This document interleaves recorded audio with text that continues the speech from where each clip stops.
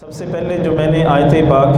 تلاوت کرنے کا شرف حاصل کیا ہے سورۃ النساء کی آیت نمبر 146 پارہ نمبر 5 ہے، بالکل آخر سے یہ آیت ہے پارہ نمبر 5 کے۔ اللہ تعالیٰ نے ارشاد فرمایا الا الذین تابوا واصلحوا، مگر وہ لوگ جنہوں نے توبہ کی، واصلحوا اور اپنے اعمال کی اصلاح کی، واعتصموا باللہ اور اللہ کی رسی کو مضبوطی سے تھام لیا، واخلصوا دینہم للہ اور اپنے دین کو اللہ کے لیے خالص کیا، فاولئک مع المؤمنین یہی لوگ ایمان والوں کے ساتھ ہوں گے، وسوف یؤتی اللہ المؤمنین اجرا عظیما، اللہ تعالیٰ نے ارشاد فرمایا ان قریب اللہ رب العزت ان لوگوں کو، ان ایمان والوں کو اجر عظیم عطا فرمائے گا۔ تو یہ آیت پاک میں نے تلاوت کی ہے، اسی کو سامنے رکھتے ہوئے چند کا حدیث آپ کے سامنے پیش کرنے کی سعادت حاصل کروں گا۔ عرض یہ ہے کہ کس انداز میں ہم ماہ مقدس میں عبادت کی، روزے رکھے، نمازیں بھی پڑھی، صدقات و خیرات بھی کیے، تمام عبادات بھرپور انداز سے کرتے رہے، لیکن کیوں ایسا ہوتا ہے کہ جیسے ہی یہ ماہ مقدس ختم ہوتا ہے، مکمل ہوتا ہے، کچھ عبادات وہ ہیں رمضان المبارک کے ساتھ جو جڑی ہوئی ہیں جو ہم سے خود بخود جدا ہو جاتی ہیں، جیسے رمضان کے روزے فرض ہیں، اب جیسے ہی یہ دن آج کا ختم ہوگا تو اگلے سال تک جب تک رمضان نہیں آئے گا ہم پر روزے فرض نہیں ہیں، اب رمضان کے روزے جو فرض تھے وہ ہم سے جدا ہو جائیں گے، وہ تو مکمل ہو جائیں گے۔ اس عبادت کو ہم اپنی مرضی سے لانا بھی چاہیں کسی مہینے کے اندر تو نہیں لا سکتے، فرضی روزہ ہم نہیں رکھ سکتے۔ ہاں ایک وجہ ہے کہ اگر کسی نے شرعی عذر کی بنا پر روزہ چھوڑا ہوا ہے تو وہ روزہ اپنی پورے کرے گا، لیکن جو فرض روزہ ہے رمضان المبارک کا، جس کے متعلق ہمارے آقا مولا صلی اللہ تعالی علیہ وسلم نے فرمایا کہ اگر تم نے بغیر کسی عذر شرعی کے ایک روزہ چھوڑا تو تمام زمانہ بھی تم روزہ رکھتے رہو، جتنا ثواب رمضان کے ایک روزے کا ہے ساری زندگی بھی اس کا ثواب نہیں بن سکتا، ساری زندگی کے روزے بھی اس کا مقابلہ نہیں کر سکتے رمضان کے ایک روزے کا۔ میرے معزز سامعین کرام، ہم سے جیسے ہی یہ مہینہ ختم ہوگا نماز تراویح تو آخری رات ہم نے پڑھ لی،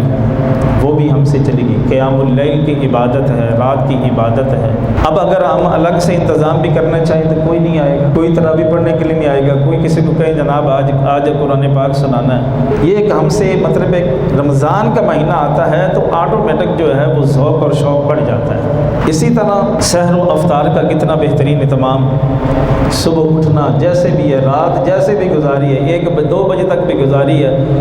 12 بج گئے ہیں، 11 بج گئے ہیں، لیکن صبح اٹھ کے سب نے سحری بھی کرنی ہے، افطار کا وقت، افطار کے لیے دسترخوان بھی سجنا ہے۔ ایسا کیوں ہوتا ہے کہ ہم نے، اللہ تعالیٰ نے ہم سے اتنی محنت اور مشقت والا مہینہ دیا اور اس میں ہم نے مشقت کے ساتھ، محنت کے ساتھ اس مہینے میں عبادات کی ہیں۔ یاد رکھیں کہ جب یہ ٹریننگ دیتے ہیں پولیس والے، فوج والے، تو شروع میں زیادہ سختی نہیں ہوتی، ٹریننگ جب شروع ہوتی ہے تو آہستہ آہستہ سختی کرنا شروع کرتے ہیں تاکہ یہ بندہ پکا ہو جائے اس معاملے میں۔ تو جیسے جیسے وہ آگے بڑھتا ہے، جس نے کمانڈو بننا ہے وہ جناب اس کے لیے پھر آگے جیسے وہ چلتا جائے گا اس کے لیے ٹریننگ بھی سخت ہوتی چلی جائے گی۔ ہمارا حال یہ ہے کہ ہم اتنی سخت ٹریننگ کرنے کے بعد جیسے ہی ماہ مقدس جدا ہوتا ہے تو ہم ہیرو سے زیرو پر آ جاتے ہیں۔ ایسا ہی ہوتا ہے کہ نہیں؟ کس طرح مسجد سبحان اللہ، مطلب ہے کہ پورا سال بھی سوائے شب معراج، شب براءت یا یہ جو دینی ہمارے تہوار آتے ہیں، ان کے علاوہ فجر کی نماز میں اتنا تو رش نہیں ہوتا جتنا آج کل مساجد کے اندر ہے۔ بچے بھی ماشاءاللہ آ جاتے ہیں، چھوٹے چھوٹے بچے بھی نماز پڑھنے کے لیے آ جاتے ہیں، بزرگ بھی آتے ہیں، نوجوان بھی آتے ہیں۔ تو ہم کیوں ایسا کرتے ہیں کہ اتنی محنت ہم نے کی اور محنت کرنے کے بعد جب ایکسرسائز کرنے کے بعد ہم بھرپور تیار ہو گئے، یہ مہینہ گیا تو ہم نے بھی کہا سلام، اب نہ نماز پڑھنی ہے، اب نہ روزے تو ویسے ہی نہیں ہیں، اب نہ ہم نے رات کو عبادت کے لیے جانا ہے۔ تو یوں نظر آتا ہے شیطان تو اسی کشمکش میں پورا مہینہ قید اور بند کی صحبتیں وہ کاٹ رہا ہے۔ حضور علیہ الصلوۃ والسلام نے فرمایا جیسے ہی رمضان کا مہینہ آتا ہے اس کو قید کر لیا جاتا ہے، جنات کو، سرکشوں